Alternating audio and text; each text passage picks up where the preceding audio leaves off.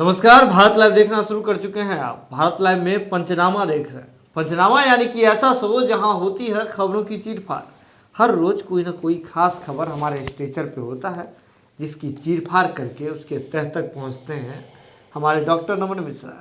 चलिए अब जैसे बात करें कि गणतंत्र दिवस है, एक और जहां झंडा फहराया जा रहा है, वहीं बिहार में और बिहार के बाहर बात करें तो बिहार तो नहीं कह सकते हैं, लेकिन दिल्ली में लाठी लहराया जा रहा है। झंडा भी फहराया जा रहा है, लाठी भी लहराया जा रहा है। लेकिन बिहार की राजनीति है, बिहार की राजनीति कभी भी राजनीतिक अवकाश पे नहीं रहती है, अवकाश पे रहती ही नहीं है। तो ऐसे में आरसीपी सिंह के रडार पर जदयू में कुछ लोग आ गए। जदयू में फेरबदल होने की तैयारी है। आरसीपी सिंह के रडार पर वो कौन से लोग हैं, कहाँ बदलाव होगी, उन जो लोग हैं उनकी क्या दशा होगी, इस सभी बारे में जो जानकारी के लिए हमारे साथ डॉक्टर नमन मिश्रा मौजूद हैं। तो सर, जो रडार पे आ गए हैं उनके साथ भी लहराया जाएगा क्या? नहीं, आपने तो बोल ही दिया कि झंडा लहरा रहे हैं लोग दिल्ली में। अब किस रंग का झंडा था, क्या था, ये तो पता ही नहीं चला। हम लोग तो 3 रंग का झंडा जो है भारत में देखते हैं। ये किस तरह का झंडा था जी? जो भी हो, बहुत वाहियात था जी बिल्कुल, हमें अच्छा नहीं लगा। हम तिरंगा देखने के शौकीन हैं, हमें वही ठीक लगता है जी। अब उस तिरंगे में अगर लाल कमजोर पड़ जाए तो हमारे शरीर से खून ले लीजिए जी, हरा कमजोर पड़ जाए तो हमारे खेतों से ले लीजिए। अगर सफ़ेदी की कमी पड़ जाए तो आजकल जो नेता सफ़ेद पहन के घूमते हैं, व्हाइट कलर, उन्हीं का गंजी बनियान कुछ ले लीजिए जी। लेकिन एक बात आपकी बहुत अच्छी मुझे लगी कि झंडा जो लगाने वाली बात, जी देखिए, जब तक झंडा एक संकेत होता है, ऐसा थोड़ी है कि पूरे दिल्ली पर और पूरे भारत पर कब्जा कर लिया उन लोगों ने। जी, ये नहीं है। झंडा लगाने एक संकेत होता है कि मतलब हम आप पर विजय प्राप्त कर चुके हैं या कर लेंगे। ये एक सांकेतिक जीत होती है जी, और यही सांकेतिक जीत हर जगह लोग करता है जी। अब आते हैं बिहार के संदर्भ में। जी, बिहार में भी झंडा गाड़ा जा रहा है। जी, अलग अलग पार्टियों में अलग अलग अंतर्द्वंद है।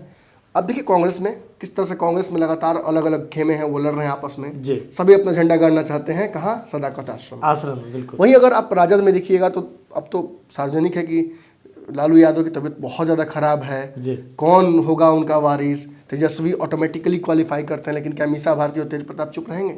जी नहीं, कौन एक्चुअल वारिस होगा, इसको लेकर वहाँ भी झंडे गड़ेंगे। जी, और इतना ही नहीं, बिहार में अगर आप जदयू और भाजपा के बीच देखते हैं तो झंडे में 2-2 डंडे हैं जी। और दोनों डंडों को लोगों ने पकड़ रखा है। अब नीतीश जी सोचते हैं कि छोटा भाई बन जाने के बावजूद मैं ही झंडा अपने हाथ से पकड़कर खड़ा रखूं, तो वो संभव नहीं है। जी, भाजपा लगातार ये प्रयास कर रही है कि नीतीश कुमार को इस बात का एहसास हो कि हम बड़े हो गए हैं इस बार। जी, लेकिन इतना ही नहीं है। अब आप जदयू के संदर्भ में आइए और थोड़ा मिनिस्क्यूल लेवल पे हम आते हैं। आपने जदयू के लेवल पे अभी थोड़ी देर पहले जो खबर है उसको लेकर इसकी हेडलाइन आपने बताई जी, कि कई नेता रडार पे हैं। आपको याद है जिस दिन आरसीपी सिंह बनाए गए थे अध्यक्ष एकाएक, जी, हमने खबर की थी पंचनामा के दौरान, जी, तो मैंने उस दौरान ही आपको एक बात कह दिया था, इंतजार कीजिए कितने विकेट गिरेंगे अभी। जी बिल्कुल।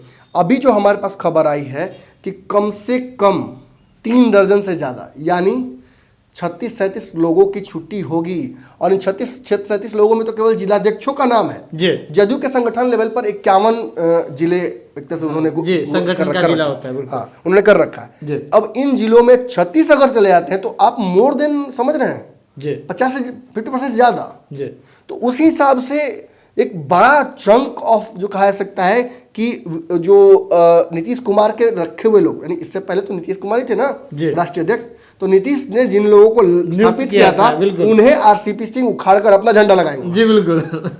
समझ गया आप? जी, जी। यहाँ भी सांकेतिक रूप से झंडा ही गाड़ा जा रहा है जदयू पर विजय और पटाखे मैंने ये बात फहराने सर उसी दिन कह दी थी, आपको याद भी होगा कि आरसीपी सिंह अपने हिसाब से लोगों को वहाँ फिट करेंगे। जी, बहुत चाहते थे नीतीश कुमार। मैं बता दूं आपको, ये एकदम बहुत ऐसी खबर है जो कि अंदर अंदर चल रही है जदयू में। जी, चाहते थे कि नीतीश कुमार के बिहार के जो कमान है वो दे दी जाए अशोक चौधरी जी। को। हो पाया?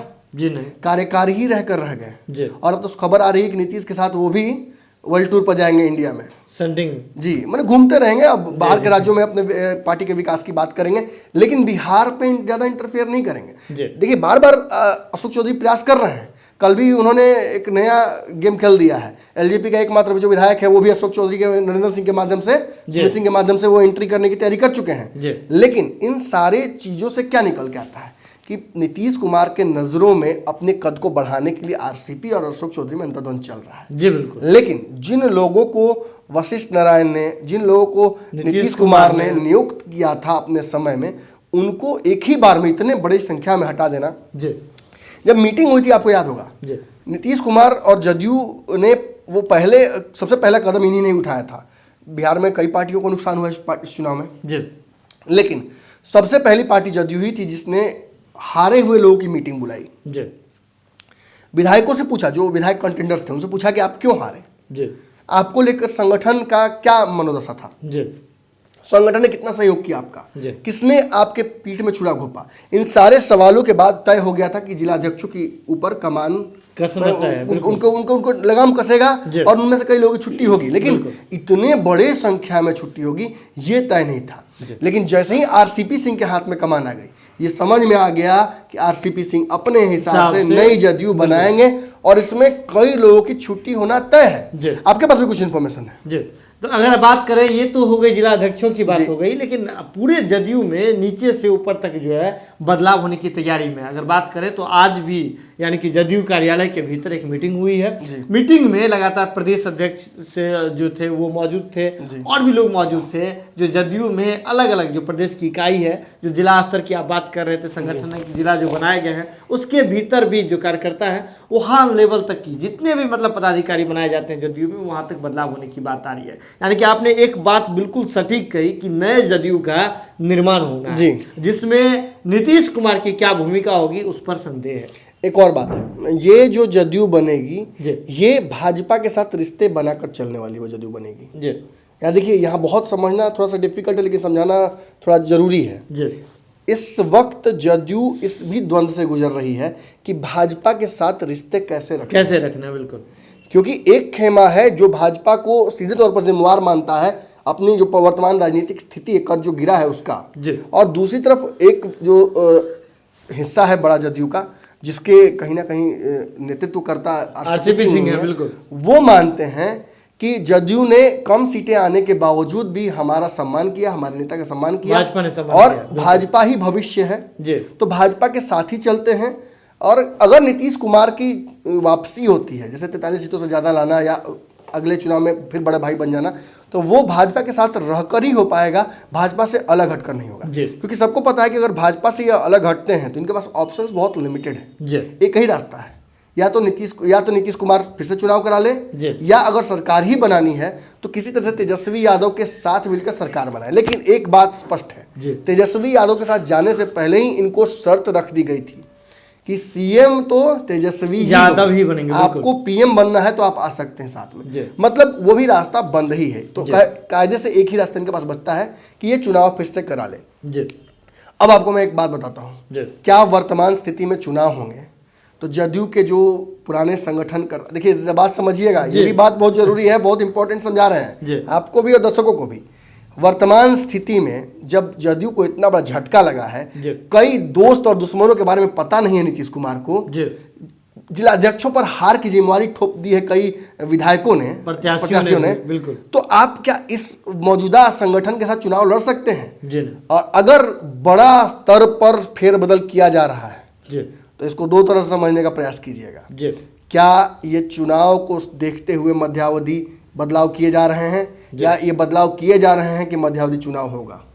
ये दोनों तरफ से बहुत इंटरकनेक्टेड है। अगर नीतीश को या आरसीपी को एहसास है कि मध्यावधि चुनाव हो सकते हैं तो वो संगठन का पूरी तरह से जीर्णोद्धार कर रहे हैं, और अगर संगठन का जीर्णोद्धार कर रहे हैं तो ये एक मैसेज भी है कि मध्यावधि चुनाव हो सकते हैं। लेकिन मैं आपको फिर भी एक बात बता दूं कि आरसीपी सिंह के साथ जो मौजूदा संगठन का जो बदलाव किया जा रहा है, ये बहुत हद तक आपको भाजपा के साथ रहने के संकेत है। क्योंकि आरसीपी सिंह जिस दिन ही बने थे, आपने देखा था कि भाजपा और नीतीश कुमार के रिश्ते सुधरने लगे थे, और आज भी ये रिश्ते सुधरते हुए आगे बढ़ रहे हैं। क्यों? क्योंकि नीतीश कुमार को अब डायरेक्ट बात नहीं करना पड़ रहा है, बीच में आरसीपी सिंह है, और आरसीपी सिंह एक कुशन क्रिएट कर रहे हैं, जिस कुशन की वजह से नीतीश कुमार के ऊपर ना हमला करने का मौका मिल रहा है, ना नीतीश कुमार की बातों को काटने का मौका मिल रहा है। जो नेगोशिएशन की अभी फिलहाल हम देख रहे हैं कि बिहार में मंत्रिमंडल का विस्तार नहीं हो पाया, जो कि बड़ी बात है, जिस पर तो तलवारें खींच जाती हैं।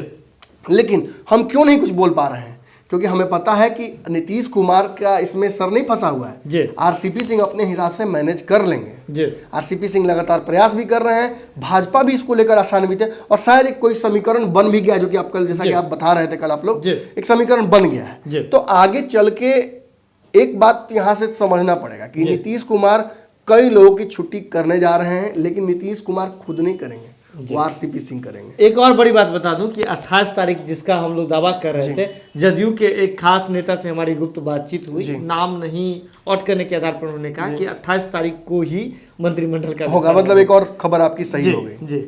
तो बड़ी बात है। देखिए, और इसी को लेकर संगठन में भी जो बदलाव किए जा रहे हैं, क्योंकि आपको पता होगा कि जब मंत्री बनाया जाता है तो मंत्रियों को प्रभार दिया जाता है अलग अलग जिलाओं का। तो उस हिसाब से ही देखा जाएगा, आगे चल के इससे मैसेज और क्लियर होगा कि किन मंत्रियों को प्रभार मिलता है, कौन से जिला के इसमें आरसीपी सिंह का पूरा असर रहेगा। तो वो भी आपको देखना होगा कि अशोक चौधरी पिछली बार बहुत उनका इंटरफेरेंस था, वो अध्यक्ष नहीं भी थे तब भी उनका इंटरफेरेंस है कि कौन मंत्री किस जिला में जाएंगे और कार्यक्रम कैसे होगा, प्रभार कैसे दिया जाएगा, उसमें बहुत बड़ा उनका हस्तक्षेप था। इस पूरे मामले में संजय झा का क्या रुख रहेगा? संजय झा हो या नीतीश कुमार के अन्य करीबी नेता, इन सभी लोगों को अलग अलग जगहों पर सेट तो किया जाएगा। डेफिनेटली संजय झा को मंत्रालय मिलना लगभग तय लग रहा है। बिल्कुल। और नीरज कुमार का भी इसमें नाम आ सकता है, क्योंकि नीरज कुमार को आइडियली बिहार का अध्यक्ष बनाने की तैयारी चल रही थी, लेकिन वो जो लौकुश साधने के चक्कर में शहीद हुए हैं नीरज कुमार, तो ऑब्वियसली उनको भी कहीं ना कहीं कंपनसेट करना पड़ेगा, क्योंकि इतने अग्रेसिव नेता हैं। वही संजय झा की बात करें तो भले आरसीपी सिंह से नहीं पटता हो, लेकिन नीतीश कुमार के गुड बुक में उनका हमेशा नाम रहा है। दिल्ली के प्रभार, दिल्ली अलावा अन्य राज्यों के भाई प्रभार उनको दिया हुआ था, तो वो भी समीकरण को साधना है, क्योंकि दिल्ली का प्रभार भी उनसे छीन लिया गया है। क्या होगा आगे चल के वो समझ में आएगा। लेकिन कहीं ना कहीं एक बड़ी बात जो है आज के पंचनामा के दौरान निकल करके आई, जो ये जदयू में ऊपर से नीचे के तरफ जो यानी कि हर जगह जो फेरबदल चल रही है, इससे महज दो संकेत जो है उभर करके सामाजिक समीकरण को भी साधने के पूरा प्रयास किया जाएगा। अब आप लौकुश भरा हुआ देखिएगा। कई जगहों पर हो सकता है कि सवर्णों पर भी गाज गिरे, कई जगहों पर महादलितों पर गाज गिरे, कई जिलाध्यक्षों का, खासतौर पे मैं इशारे से बता दूं कि उन जिलाध्यक्षों का जो लौकुश समीकरण के नहीं है, बहुत सोच समझ के चलना पड़ेगा आप लोगों को। मैंने पत्ता कटने लगभग थे। अब 3 दर्जन का मतलब होता है कि 12 दूनी 24 36 से ज्यादा लोगों की छुट्टी होगी और 51 में, तो बचा कौन?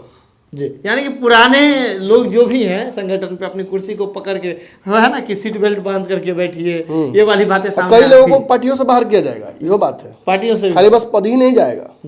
तो कहीं देखिए, दो बात जो है मुख्य रूप से जो है सामने आई है कि ये जो फेरबदल हो रही है, ये कहीं ना कहीं संकेत हो सकते हैं कि मध्यावधि चुनाव को लेकर के हो, या फिर भाजपा के साथ किस तरह से अच्छे रिश्ते बना करके चलने हैं और किस तरह से मैनेज करना है, जो नीतीश कुमार शायद नहीं कर पाते हैं, इसको लेकर के भी फिर रिश्ता जो होता है वो परस्पर रिस्पेक्ट से ही बनता है जी। और रिस्पेक्ट जो है ना, वो आसानी से आती नहीं है कलयुग में। जब तक आपसे हमको डर नहीं लगे, तब तक आपका हम रिस्पेक्ट नहीं करेंगे जी। डर से ही रिस्पेक्ट आता है। बने रहिए भारत लाइव के साथ। लेकिन हमारा और आपका संबंध जो है डर का नहीं है, प्रेम भाव का है। आप यूं ही हमें सहयोग करते रहें, सहयोग करते हैं, अच्छा लगता है। कमेंट बॉक्स जो है लगातार ओपन है, वहां आकर के आप हमें शिकायत अथवा सुझाव ये कर सकते हैं। और जो है यूपीआई नंबर नीचे लगातार स्क्रॉल हो रहा है, वहां आकर के आप हमें सहयोग भी कर सकते हैं। बने रहिए भारत लाइव के साथ, खबरों का सिलसिला लगातार जारी रहता है। बहुत बहुत धन्यवाद। अगर ये वीडियो पसंद आई और वह बिहार के राजनीति और बिहारियत से सरोकार रखेनी तो सब्सक्राइब बटन दबा के चैनल के सब्सक्राइब कर ली। ओजे एगो घंटी बा, ओकरा बटन दबा देला से कुल सटीक और मारक खबर रुआ मुफ्त में मिल जाई। अगर रुआ पत्रकारिता के हमनी के नया प्रयोग में सहयोग कर चाहतानी तो ज्वाइन बटन दबा दी। पेटीएम नंबर नोट कर ली 9386816700। धन्यवाद।